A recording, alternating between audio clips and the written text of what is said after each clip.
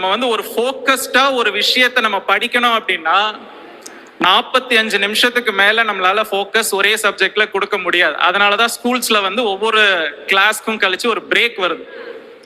Break எடுத்து இன்னொரு class போய் படிக்கிறோம். ஏன் அது அப்படின்னா வந்து ஒரு சப்ஜெக்டை நீங்க ஃபோக்கஸ்டா ஒரு சில மணி நேரத்துக்கு அப்புறம் நீங்க படிச்சீங்கன்னா படிச்சுட்டே இருப்போமே தவிர நம்ம மைண்ட்ல ஏறி அதை டைஜஸ்ட் பண்ண முடியாது. இங்க இருக்க அத்தனை பேருக்கும் ஒரு கனவு இருக்கும். உங்க தலை மேல ஒரு மிகப்பெரிய ஒரு கனவு மூட்டையை என்னால பார்க்க முடிகிறது.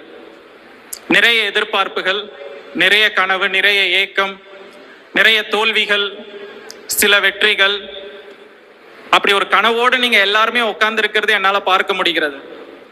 ஸோ எந்த இடத்துல ஒருத்தன் வந்து யூபிஎஸ்சி ப்ரிப்பேர் பண்ணணும்னு முடிவு எடுப்பான் அப்படின்னா, வாழ்க்கையில ஏதாவது ஒரு தருணத்துல ஏதாவது ஒரு பொறி தட்டும் பொழுது நம்ம ஏன் இதை ப்ரிப்பேர் பண்ணக்கூடாது அப்படிங்கிற